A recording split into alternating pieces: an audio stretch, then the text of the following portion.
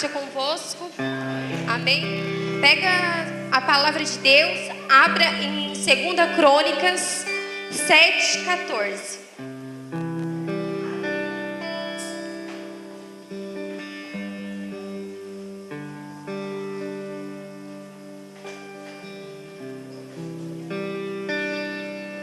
Amém, irmãos? A aliança do Senhor com Salomão. Se o meu povo, que se chama pelo meu nome, se humilhar e orar e me buscar e se converter dos seus maus caminhos, então eu ouvirei dos céus, perdoarei os vossos pecados e sararei a sua terra. Estarão abertos os meus olhos e atentos os meus ouvidos à oração que fizeres neste lugar.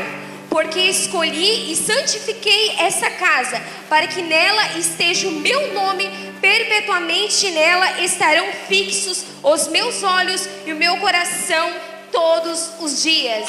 Amém, irmãos? Assim como diz essa palavra, te humilhe nessa noite, clame ao Senhor, que você possa entregar sua vida ao Senhor. Feche seus olhos e vamos orar. Senhor Deus e eterno Pai, estamos aqui, Senhor, mais uma noite reunidos, Senhor, na tua casa, para te adorar, para te exaltar, para glorificar e exaltar o teu nome santo. Estamos aqui, Senhor, porque reconhecemos que sem ti não somos nada. Abençoa o louvor, a palavra é o que eu te peço, te louvo e te agradeço, em nome de Jesus, amém. Te adoramos, Jesus. Exaltado o teu nome, Deus. Oh, aleluia. Toda glória, Jesus.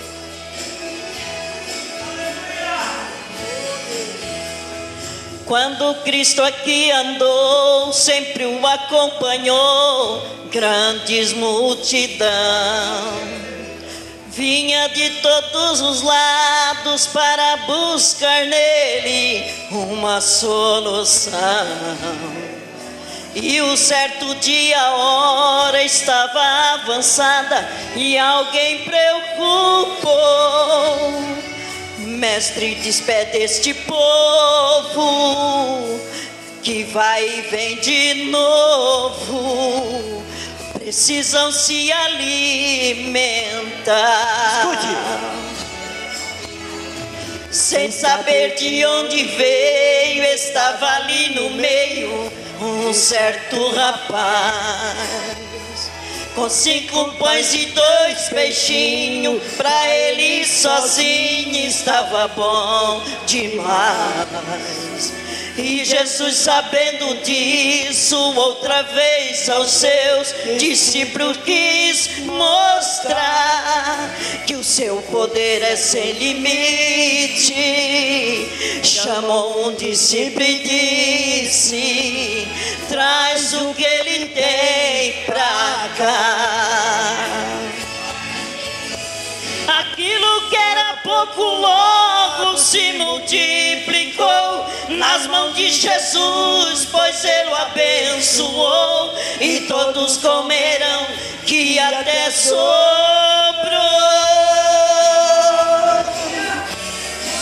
E o povo se maravilhou com aquele milagres, vendo em Jesus tanta autoridade, e outra vez ao Pai ele glorificou.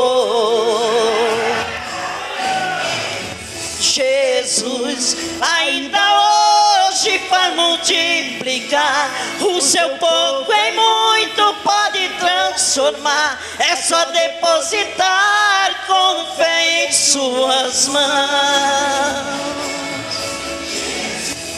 Não tem prazer pra despedir ninguém sem abençoar, pois bênçãos ele tem, e a bênção maior é a salvação. Aleluia, Jesus. Louvado seja o teu nome, Pai. Toda honra e toda glória, Jesus, seja dada a ti, Pai. Aleluia. Oh, aleluia, Jesus.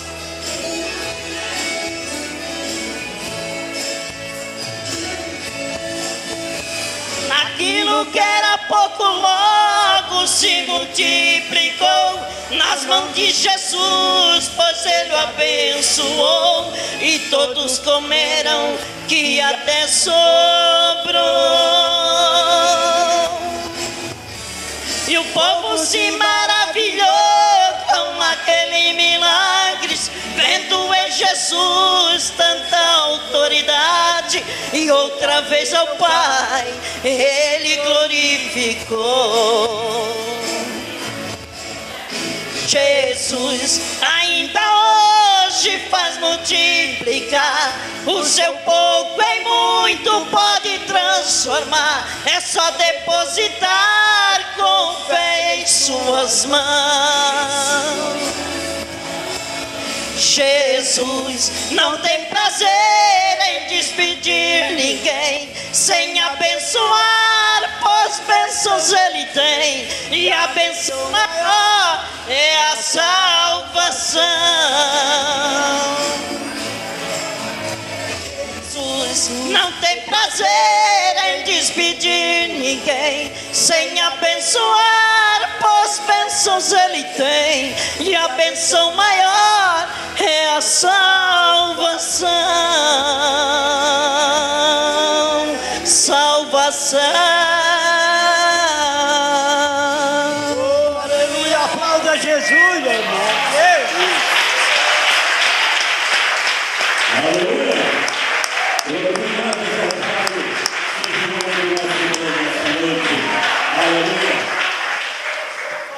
Meus irmãos, paz seja convosco, amém? Amém. Pode ficar à vontade, obrigado. Aleluia! Motivo de muita alegria, estamos aqui mais uma vez na casa do Senhor, amém? Já glorificamos a Deus, exaltamos o santo nome, já falamos com Deus, agora é o momento onde Deus ele vai falar conosco. De que maneira? Através da sua palavra. Eu me estava lá fora, o pastor Joel que diz que a voz do povo é a voz de Deus. Mentira, irmãos. A voz de Deus é a sua palavra.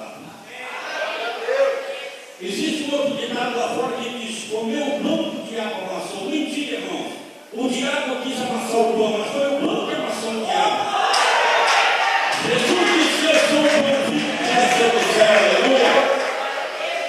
Existe um outro ditado lá fora que diz que a esperança é a última que morre. Mentira, irmãos, porque a nossa esperança não morre. Ele morreu sim no terceiro dia, ele ressuscitou. Por isso a nossa esperança não morre, porque a nossa esperança é Jesus, aleluia. Irmãos, eu, em primeiro lugar, agradeço a Deus por essa oportunidade e da minha equipe vermelha que me convidou para que nessa noite eu viesse aqui ministrar a palavra de Deus. Não sei se você não sabe, né, as meninas que estão de vermelho, é que todo primeiro domingo de cada mês, né, é uma cor da igreja, né? Nós temos aqui o evangelho quadrangular, que tem o vermelho, que simboliza a salvação, o amarelo, que simboliza o batismo no Espírito Santo, o azul, que representa a cura divina, e o roxo, que diz que em breve Jesus voltará. Amém? Então, irmãos, hoje eu não vou falar propriamente de salvação, mas eu quero falar do dono da salvação. E quem é o dono da salvação? Seria Maria, o Pedro, José, o padre, o pastor? Não, irmãos. O dono da salvação, a minha em Atos 4:12, porque não há outro nome dado entre os homens pela qual importa que sejamos salvos, este nome é Jesus. A minha Bíblia também diz no livro de Lucas, porque nasceu na cidade de Davi o Salvador da humanidade, e o nome dele é Jesus. Lá em 1 Timóteo capítulo 2, versículo 5 diz: há um só Deus e um só mediador entre Deus e o homem, a saber, Jesus Cristo, o Filho de Deus, Jesus Cristo, o homem. A Bíblia também fala, irmãos, de João capítulo 3, versículo 17, que Deus enviou Jesus à terra, não para condenar o mundo, mas para que o mundo fosse salvo por ele. Amém? Então hoje nós vamos conhecer um pouco mais do nosso Salvador. Por isso eu queria que então você abrisse a sua Bíblia no primeiro livro do Novo Testamento, Mateus capítulo 8 e versículo 23. Aleluia.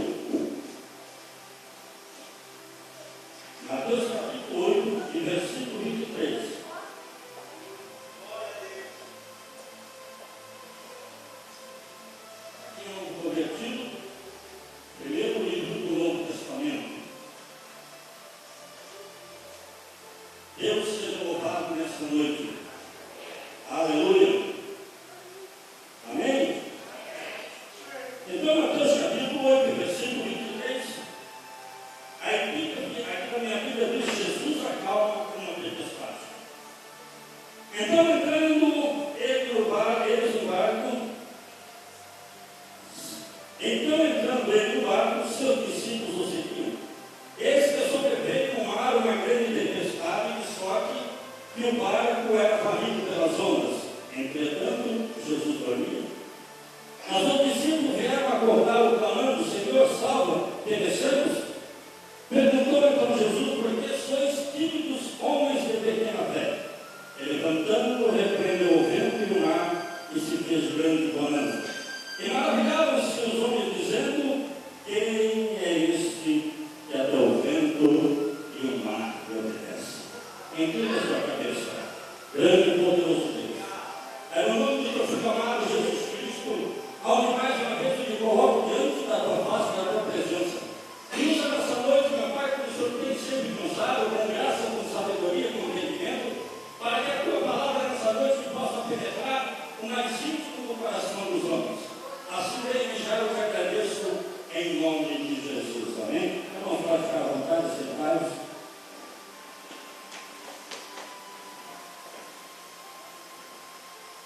Irmãos, eu fico imaginando, se nós fôssemos aí na rua perguntar para as pessoas do mundo afora o que Jesus veio fazer aqui na terra.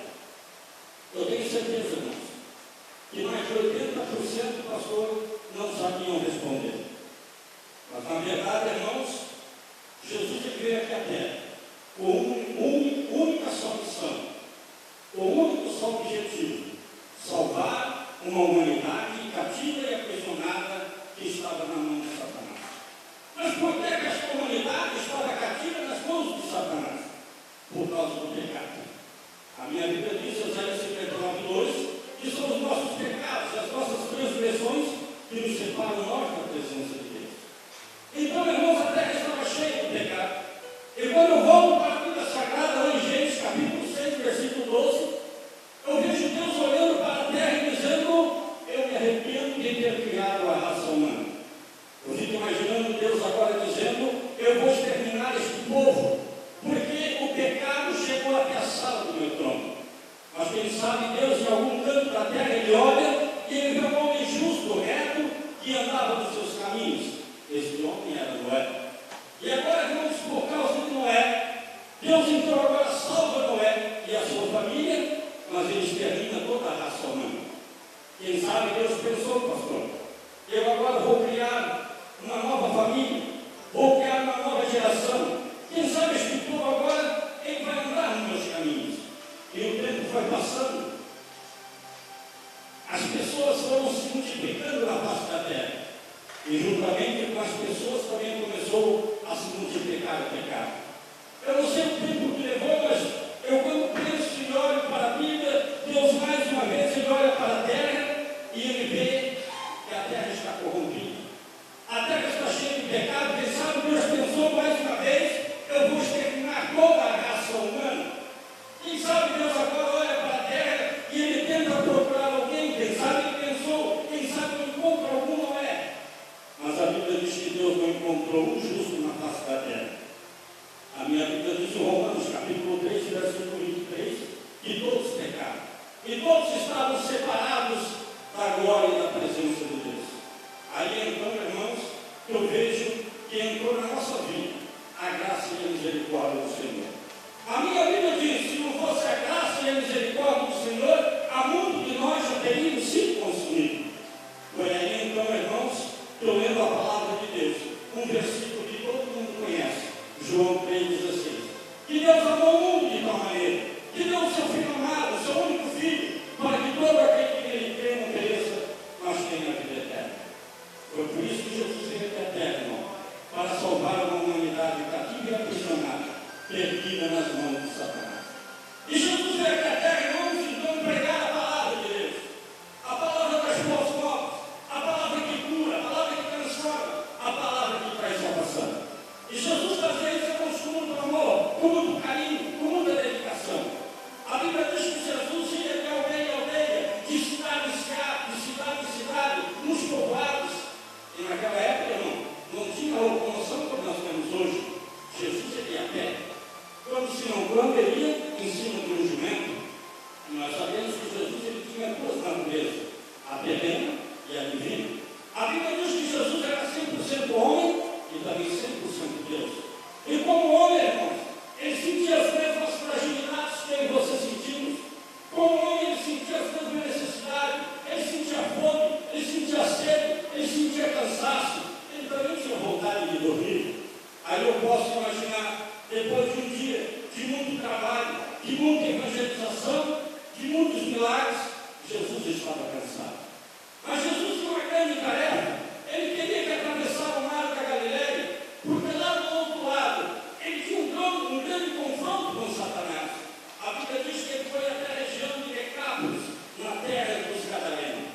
Então eu fico imaginando, pastor, que quando Jesus ele entra naquele barco, enquanto os discípulos remavam aquele barco, porque naquela época não tinha motor, enquanto os discípulos remavam aquele barco, a Bíblia diz que Jesus dormia. Mas eis que de repente veio uma grande tempestade, vendo um grande vento, e a palavra diz que nós lemos que agora aquele barco parecia que ele queria a pique. E agora, irmãos, os discípulos apavorados começaram a dizer um para o outro: vamos acordar Jesus, porque tem um remo sobrando para que ele possa nos ajudar. E eu, lendo a Bíblia Sagrada, descobri que os discípulos, irmãos, viram Jesus fazer muitos milagres, mas eles não tinham conhecimento total do poder que tinha Jesus Cristo. E ali então, irmãos, todos apavorados, com medo, acordaram a Jesus, para que Jesus viesse ajudar ele a remar aquele barco. E a palavra de Deus diz, irmãos, que quando Jesus acorda, ele vê a situação que eles estavam se encontrando, ele levanta a sua mão e ele diz: aquieta-te vento e acalma-te mar. E a Bíblia diz que houve então uma grande bonança, e os discípulos, olhando um para o outro com cara de espanto, diziam: quem é esse que até o vento e o mar lhe obedece?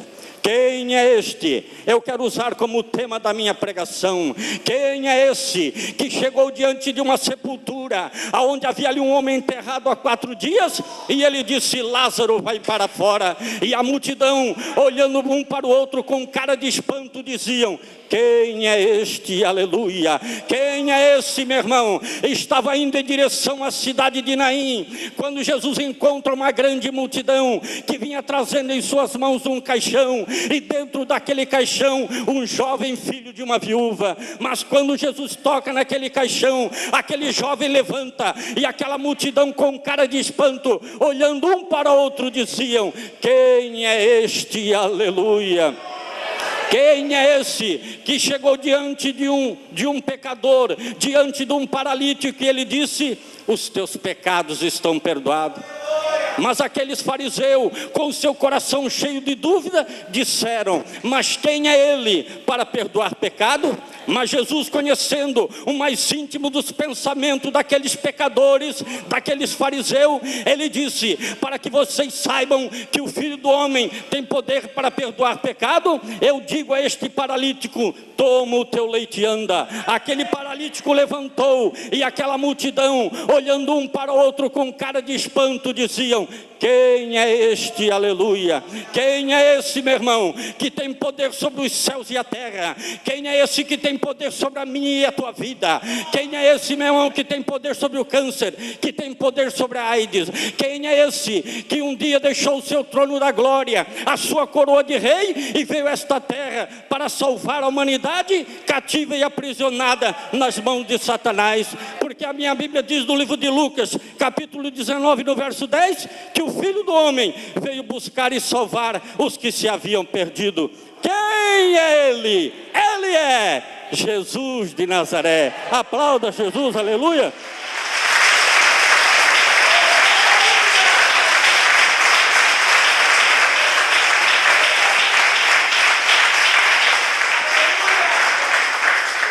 E Jesus, irmãos, ele ensinava para os discípulos: ide nos valadas, nos bairros, na cidade, nos montes, a pregoar a palavra de Deus. Jesus dizia: ide por todo canto, pregai o evangelho a toda criatura. Aquele que crer e for batizado será salvo, o que não crer será condenado. Mas estes sinais seguirão os que crerem: em meu nome expulsarão demônios, falarão novas línguas, e colocarão a mão sobre o enfermo, e o enfermo será curado. E os discípulos então saíram a pregoar a palavra de Deus. E uma bela tarde, quando todos estavam retornando, lá na região da Cesareia, Jesus estava no meio deles. E Jesus agora faz uma pergunta: o que o povo lá fora tem falado a meu respeito? E eles disseram: olha, Jesus, alguns dizem aí que tu és Isaías, então outras pessoas estão dizendo que tu és Jeremias. Olha, tem um povinho aí fora, Jesus, que está dizendo que tu és João Batista que ressuscitou. Olha, Jesus, tinha um bar lá na esquina, eles estavam dizendo aí que tu é mais um agitador.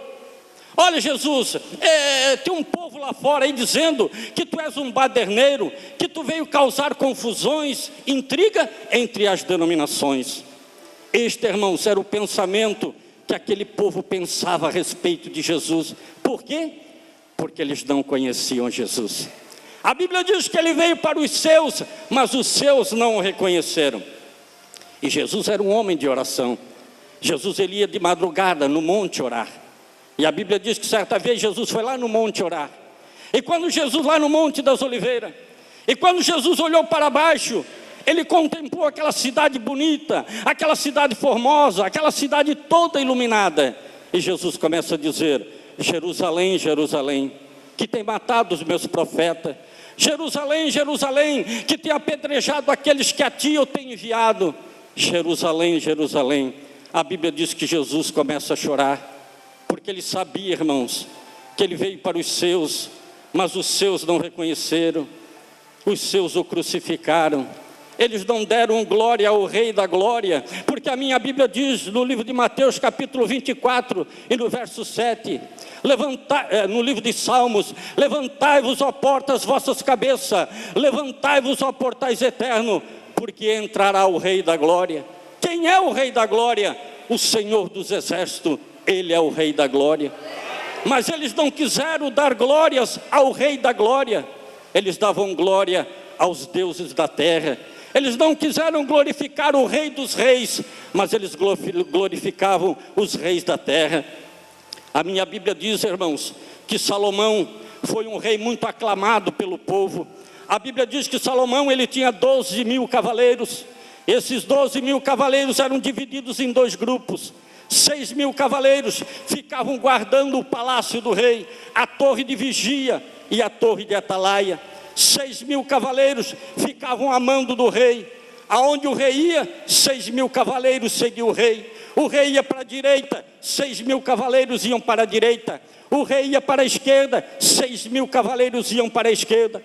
E quando o rei descia lá do alto do seu palácio, palácio que ele levou 13 anos para construir, por causa da sua vaidade pessoal, quando ele descia do alto do seu palácio, acompanhado por aqueles 6.000 cavaleiros, dentro da sua carruagem real, quando Salomão passava em praça pública, as pessoas se ajoelhavam e diziam: longa vida ao nosso grande rei Salomão. As pessoas, pastor, se inclinavam e diziam: longa vida ao nosso grande rei Salomão. Aquela multidão em praça pública gritava: nunca houve na face da terra outro rei com a grandeza, com a sabedoria, com a inteligência, com o apogeu do nosso grande rei Salomão. Eles não conheceram, mas eu tenho certeza, pastor, que esta igreja conhece Rabachai, porque a minha Bíblia diz lá em Mateus, no capítulo 12, no versículo 42, que apareceu manso e humilde Nazareno nas terras áridas da Palestina. Ele não tinha beleza, ele não tinha formosura. A Bíblia diz que ele não tinha onde reclinar a sua cabeça. Isaías, o profeta messiânico, aquele homem que profetizou acerca de Jesus 700 anos antes do seu nascimento. Isaías disse que ele era um homem de dor, um homem desprezível, um homem sujeito ao trabalho, sem nenhum valor. Mas este humilde Nazareno, um dia ele bateu no peito e ele gritou em alta voz e ele disse: aqui está aquele que é maior do que Salomão. Eu quero te dizer, meu irmão, aplauda Jesus, aplauda Jesus.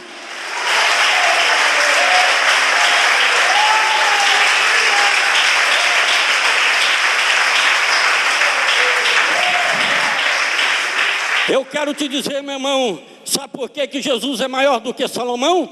Porque ele é o Rei dos Reis, ele é o Senhor dos Senhores, ele é o Alfa e o Ômega, o princípio e o fim. Ele é aquele que era, o que é, o que há de vir, o Deus Todo-Poderoso. Ele é o maravilhoso, o conselheiro, o Deus forte, o Pai da eternidade, o príncipe da paz, a rosa de Sarol, a estrela da manhã. Ele é o ar que eu e você respiramos, aleluia. E agora, Jesus, olhando para os seus discípulos, ele disse: olha, eu não quero saber o que eles pensam ou deixam de pensar a meu respeito, porque a eles ainda não foi manifestado a glória de meu Pai. Eu não quero saber o que este povo está pensando, porque a eles ainda não foi manifesto os mistérios da palavra de Deus. Mas ele disse: eu quero saber vós que tem andado comigo. Ele falando para os seus discípulos: vós que tem visto os milagres que eu tenho feito, vós que tem visto as proezas que eu tenho feito, vós quem dizes que eu sou? E Pedro, tomando a palavra, disse: Senhor, tu és o Cristo, o Filho de Deus vivo. E Jesus disse: bem-aventurado és tu, Pedro, Simão Barjonas, porque não foi o sangue nem a carne que te revelaram, mas o meu Pai que está no céu. Quero te dizer, irmãos, bem-aventurados somos eu e você que estamos aqui nessa noite. Quero te dizer que estamos aqui não é por coincidência, não é por acaso, mas a Bíblia diz lá em João 15:5, João 15:16, não fosses vós que escolhestes a mim, mas não escolhestes a mim, mas eu escolhi a vós. Somos aqui, irmãos, porque somos escolhidos do Senhor.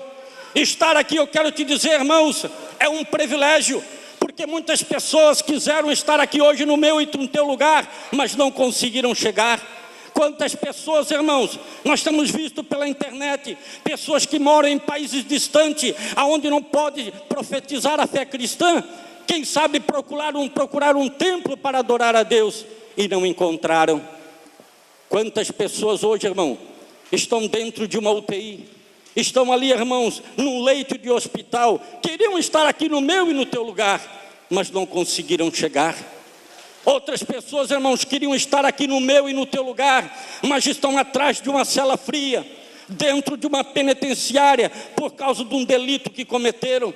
Quem sabe davam tudo, irmão, para estar aqui hoje no meu e no teu lugar, mas não conseguiram chegar.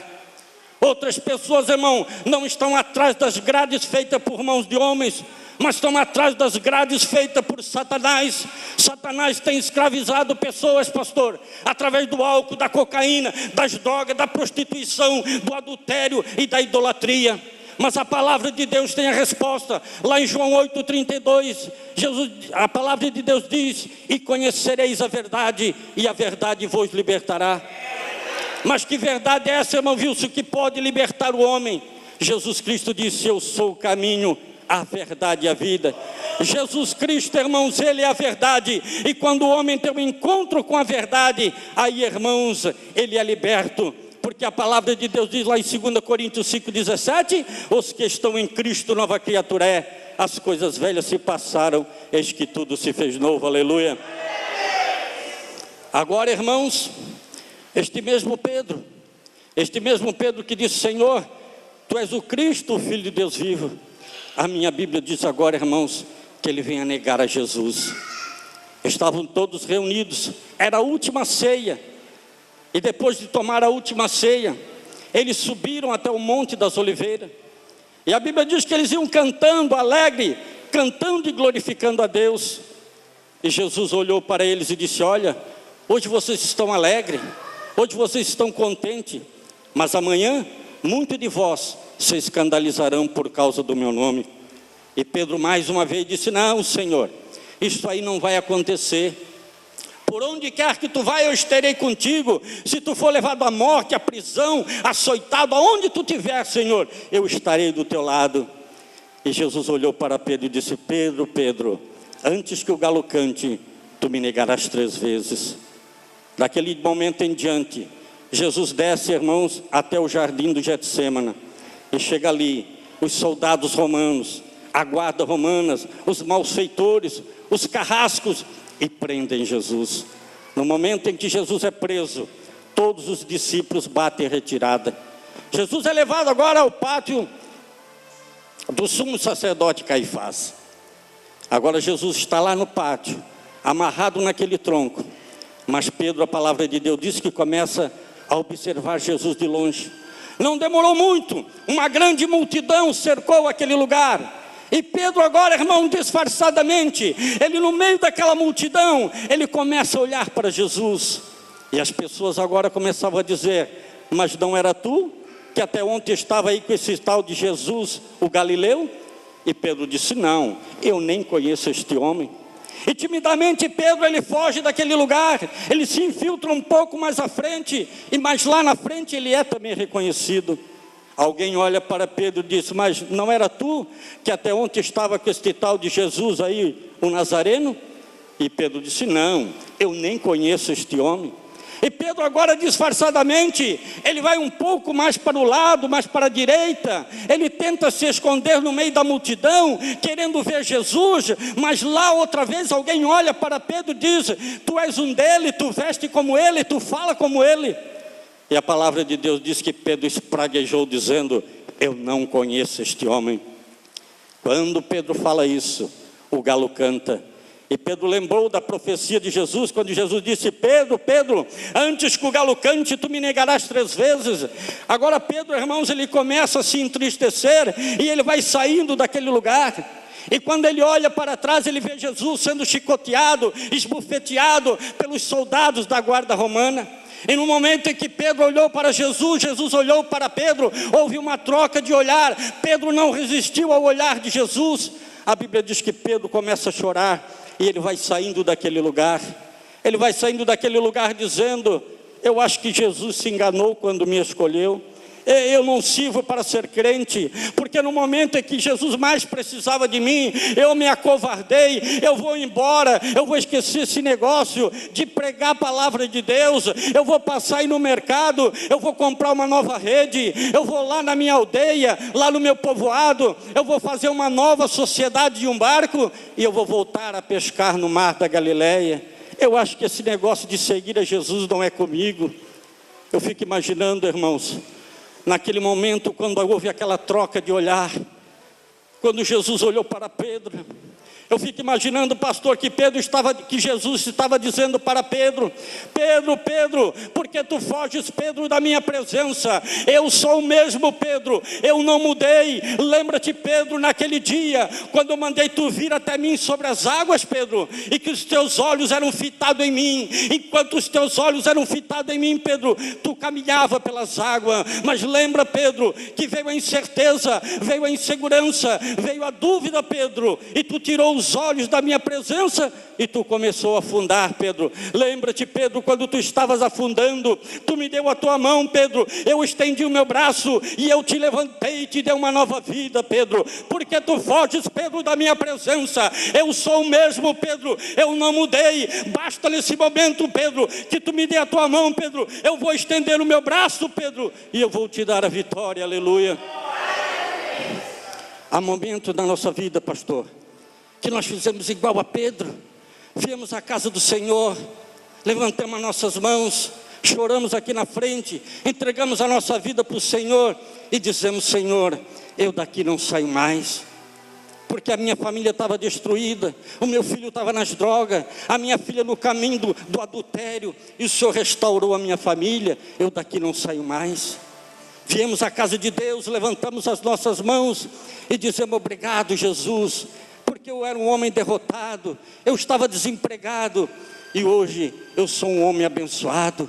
Hoje eu tenho um comércio abençoado, hoje eu tenho uma fábrica abençoada, hoje eu tenho o meu nome limpo no comércio.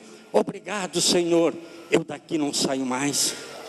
Mas vem a luta, vem os problemas, começam a vir as dificuldades, começamos a encontrar pedra no nosso caminho, ventos começam a soprar contra a nossa caminhada, e aí começa então a momentos da nossa vida, que nós começamos a fazer que nem Pedro: pastor, eu acho que eu não sirvo para ser crente, eu acho que esse negócio de andar com a Bíblia embaixo do braço não é para mim, eu acho que Deus, quando Ele me escolheu, eu acho que Ele errou o meu nome, não era comigo que Ele estava falando, eu acho que tudo aconteceu na minha vida porque foi obra do acaso. Eu acho que eu vou voltar para o mundo lá fora, eu vou voltar a beber, vou voltar a fumar, vou voltar a me prostituir, porque esse negócio aí não é comigo. Eu acho que Deus se esqueceu de mim. Mas eu venho te dizer nessa noite, meu irmão, Deus manda te dizer: não temas porque eu sou contigo, não temas porque meu braço forte é com você, não temas porque eu não deixarei que tu sejas envergonhado, não temas porque no lugar da tua vergonha eu te darei dupla honra, não temas porque se o inimigo vier contra ti como correntes de água, eu, Senhor, levantarei sobre ele a minha bandeira. Aleluia. A palavra de Deus diz em 1 Filipenses capítulo 1, versículo 12: bem-aventurado é o homem que suporta com perseverança, porque depois de ter sido provado, ele receberá o grande galardão, a qual Deus tem prometido para todo aquele que ele ama. Aleluia. Irmãos, Deus tem bênção na minha e na tua vida, mas nós precisamos agradar ao Senhor. Não é de que maneira? E como é que eu faço, irmão Wilson, para agradar a Deus? A minha Bíblia diz, irmãos, que sem fé é impossível agradar a Deus. Então eu preciso usar a minha fé. Irmão Wilson, mas e o que é fé? A Bíblia diz em Hebreus capítulo 11, versículo 1, que a fé é a certeza das coisas que se esperam e a convicção de fatos que não se veem. Eu não vejo, mas pela fé eu acredito. Eu sei que o Senhor é galardoador daqueles que o buscam. E quando eu falo de fé, eu não posso deixar de falar de Tomé. A Bíblia diz que depois que Jesus ressuscitou, ele apareceu para muitas pessoas. E certa vez os discípulos estavam lá numa casa toda fechada, porque eles estavam com medo da perseguição. E quando de repente Jesus em espírito, ele atravessa as paredes daquele lugar e ele chega no meio dos seus discípulos e ele diz: paz seja convosco. Aleluia. E os discípulos se maravilharam, ficaram todo contentes, mas Tomé não estava naquele dia. E quando Tomé chega, eles disseram: olha, Tomé, Jesus esteve aqui. E Tomé disse: não, eu não acredito. Se eu não colocar o meu dedo na chaga, no furo da palma da sua mão, e eu não colocar a minha mão do lado da sua chaga, ele disse: eu não acredito. Mas um belo dia, irmão, estavam lá todos reunidos novamente. E naquele dia Tomé estava. Quando de repente Jesus entra pelas paredes e ele disse: paz seja convosco. E ele olha para Tomé e disse: Tomé, Tomé, tu creste porque tu viu, Tomé. Coloca aqui, Tomé, o teu dedo no furo da minha mão, Tomé. Coloca aqui a tua mão, Tomé, do lado da minha chaga, Tomé. Tu acreditou porque tu viu, Tomé. Mas bem-aventurado, Tomé, será daqui a mais de 2000 anos. Vai ter um povo lá na cidade do Morro da Fumaça, lá no Linha Fração. Eles não me viram, Tomé, mas eles crerão na minha palavra. Aplauda o Senhor, aleluia.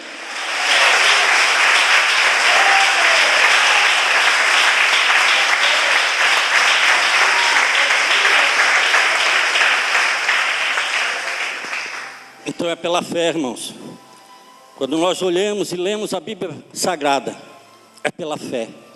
Aí quando eu começo a estudar os 4 evangelhos, Mateus, Marcos, Lucas e João, algo me chama a atenção, porque Mateus, Marcos e João, eles foram testemunhas de Jesus. Eles andaram com Jesus. Eles foram discípulos de Jesus. Mas Lucas não. Lucas, ele conheceu Jesus através de Paulo. E Paulo era um pregador ousado. Paulo, ele pregava em praça pública. Paulo não se importava se ele ia ser chicoteado, se ele ia ser levado à prisão, porque ele pregava com autoridade. E a minha Bíblia diz que certa vez Paulo, ele pregava numa certa cidade. E ele pregava com autoridade. E os demônios se revoltaram contra Paulo, usando aquelas pessoas daquela cidade, e as pessoas pegaram Paulo e bateram em Paulo para tirar a vida de Paulo. E a palavra de Deus diz que Paulo, ele se fingiu de morto para de fato não morrer. Agora arrastaram Paulo para fora dos muros daquela cidade. E alguns irmãos de Paulo que estavam ali com ele, procuraram um médico. E quem estava de plantão naquele dia? Era o doutor Lucas. Levaram então Paulo todo machucado até o doutor Lucas. E Lucas agora começa a limpar o corpo de Paulo. E ele começa a perceber que, além das cicatrizes abertas, havia muitas cicatrizes que já estavam fechadas. E Paulo pergunta para os amigos, Lucas pergunta para os amigos de Paulo: mas quem é este homem? Ele é algum pretoriano? Ele é algum gladiador? Ele faz parte da guarda romana? Ele é algum lutador de MMA? Para ele conseguir tantas cicatrizes no seu corpo? Ele disse, olha doutor, pergunte a ele quando ele acordar. E quando Paulo acordou, o doutor disse, olha rapaz, onde é que tu conseguiu tantas cicatrizes no teu corpo? Ele disse, olha doutor, eu era um doutor igual a você, só que eu não estudei ciência, eu não estudei medicina, eu não estudei anatomia do corpo humano, mas eu era um doutor da lei. Eu estudei nas maiores faculdades de Alexandria, eu estudei nos melhores colégios de teologia, eu estudei aos pés do doutor Gamaliel, eu conhecia tudo da lei. Mas quando eu vi que a minha fé judaica estava sendo ameaçada pela fé cristã, eu tomei carta com os sacerdotes e fui até a cidade de Damasco para matar e tirar a vida de alguns crentes. Mas no meio do caminho eu me encontrei com uma luz que literalmente me jogou no chão de onde eu estava. E quando eu olhei para o alto, eu disse, quem és tu? E aquela voz disse, eu sou Jesus, Saulo, a quem tu persegues. Triste é para ti, Saulo, recalcitar contra os meus agrilhões, e de hoje em diante, Saulo, para me servir, tu vais ter que sofrer. Ele disse, olha doutor, quando eu vou diante de um espelho, e eu tiro a minha camisa, e eu vejo as marcas que eu tenho no meu corpo, eu não fico com vergonha, e eu nem me encabulo, porque eu sei que carrego no meu corpo as marcas do meu Salvador, aleluia. Agora Lucas, irmãos, ele ficou interessado, ele queria saber mais deste tal de Jesus.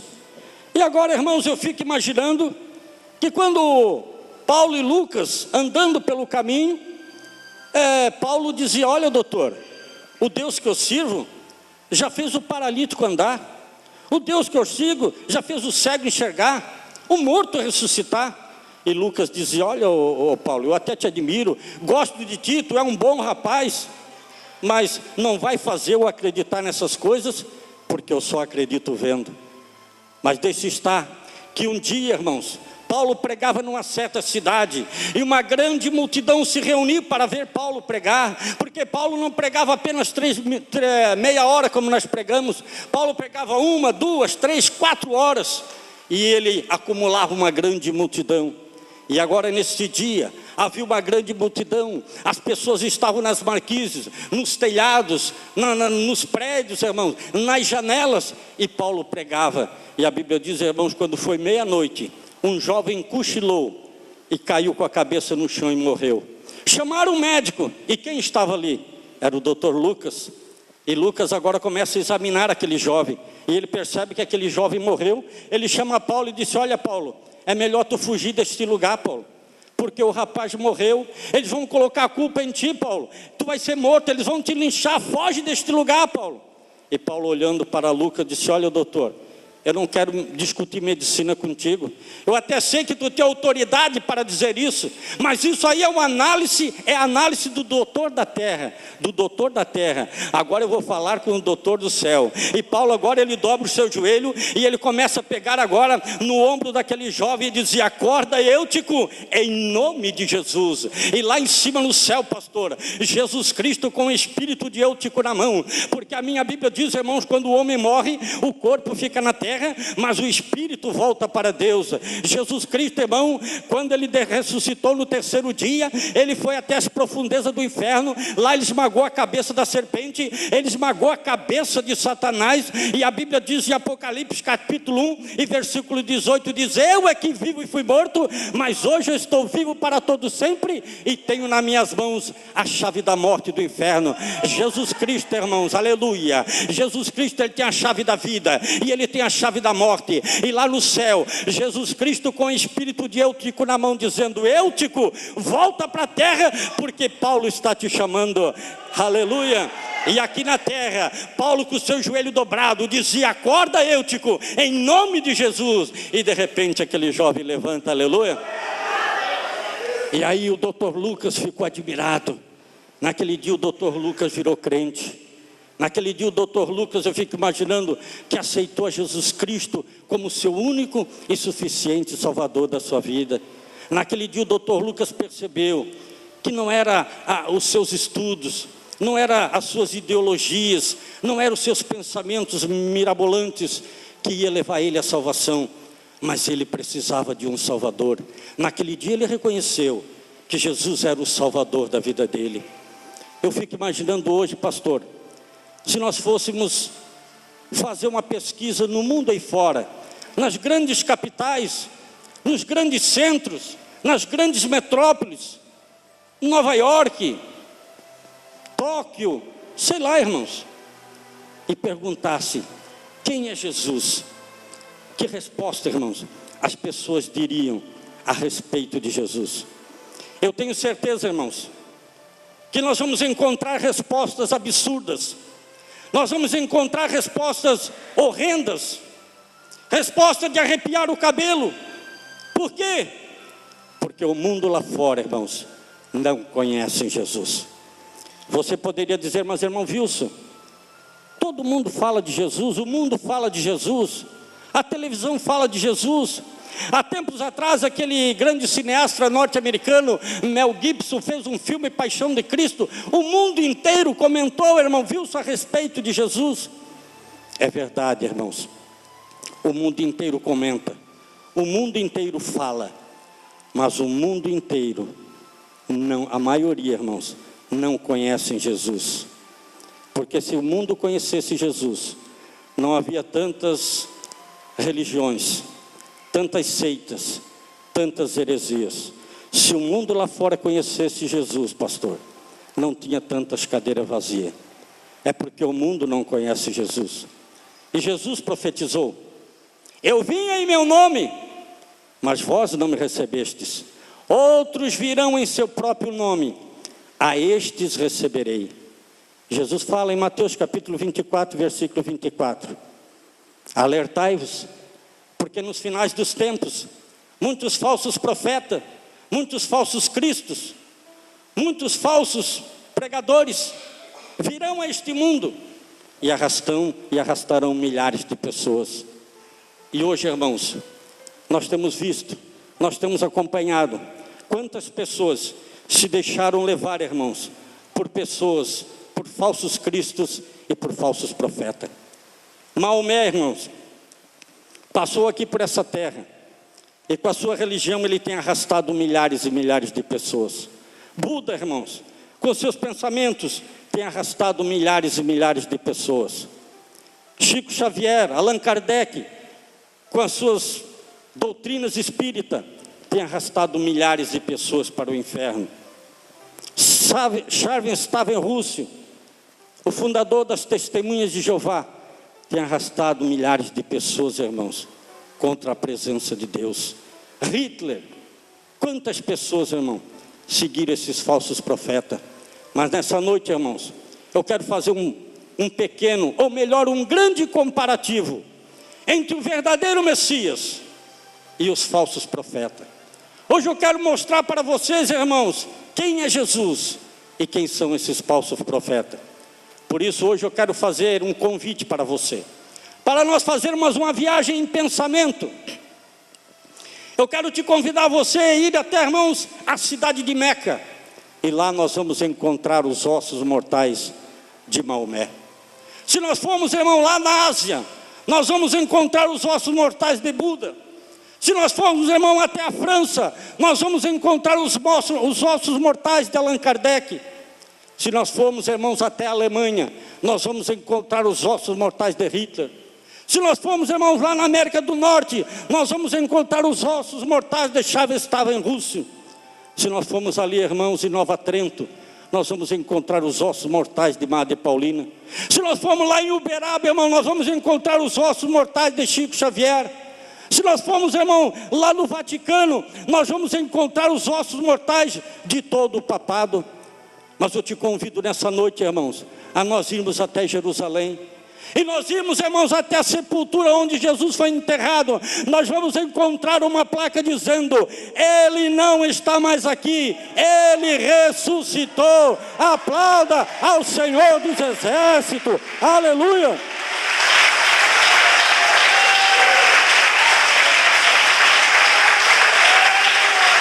Aleluia.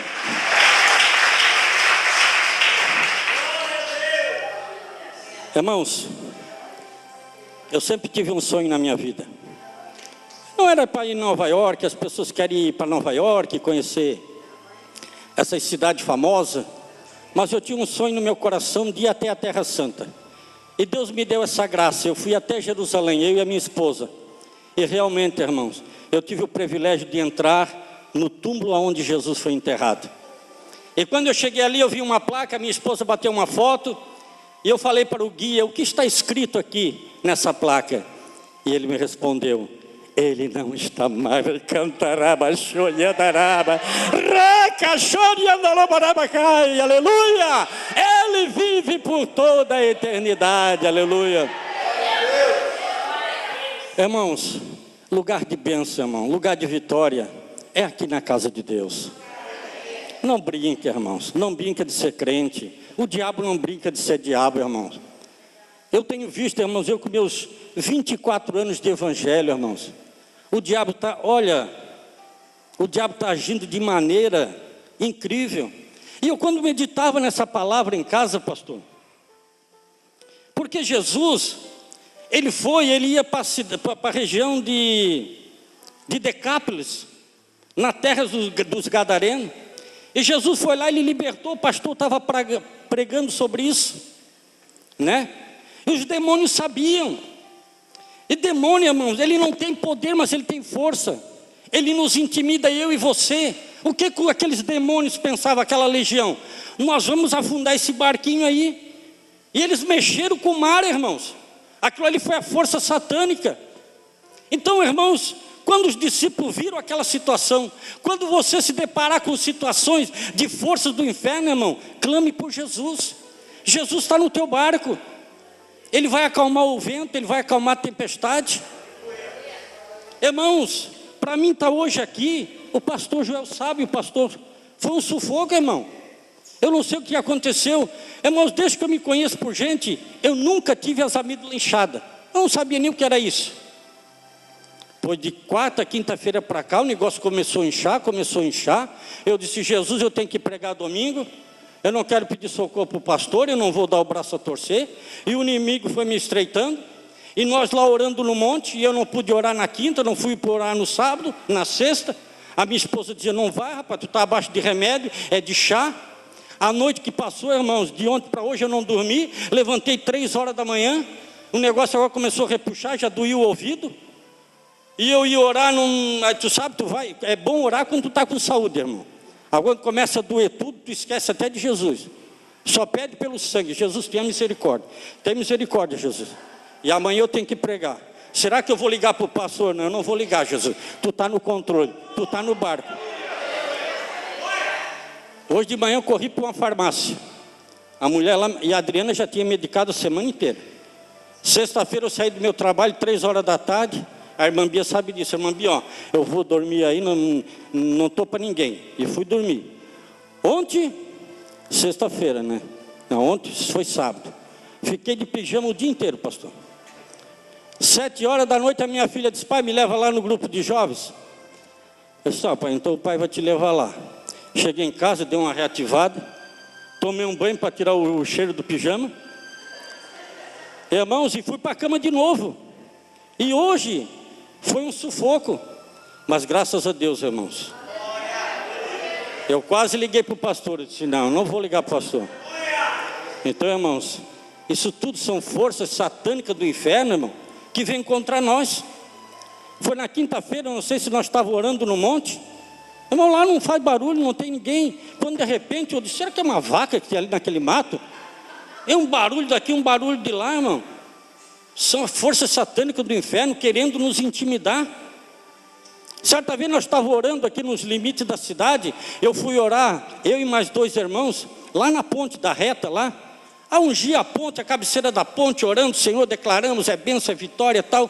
Quando eu viro as costas da ponte, irmãos, gargalhada. Aquelas gargalhadas assim, ó. Eu disse: Jesus, eu peguei, né? Embarquei no carro, os irmãos embarcaram no carro. Eu disse: será que eu estou ficando maluco? Aí na volta, tudo em silêncio, irmã Bia, ninguém falava nada. Será que é só eu? Daqui a pouco o irmão assim: o irmão viu, tu escutou? Irmão, no outro dia eu fui lá na ponte, de dia. Irmãos, é um peral. Nenhum louco ia ficar lá embaixo para dar gargalhada. São forças satânicas do inferno, irmão. Por isso que Paulo diz que a nossa luta não é contra a carne nem contra o sangue, mas são contra as forças potestades do maligno, contra as forças espirituais da maldade que agem nas regiões celestes. Não podemos brincar de ser crente, irmãos. Vamos levantar e aplaudir ao nosso anjo da igreja, aleluia.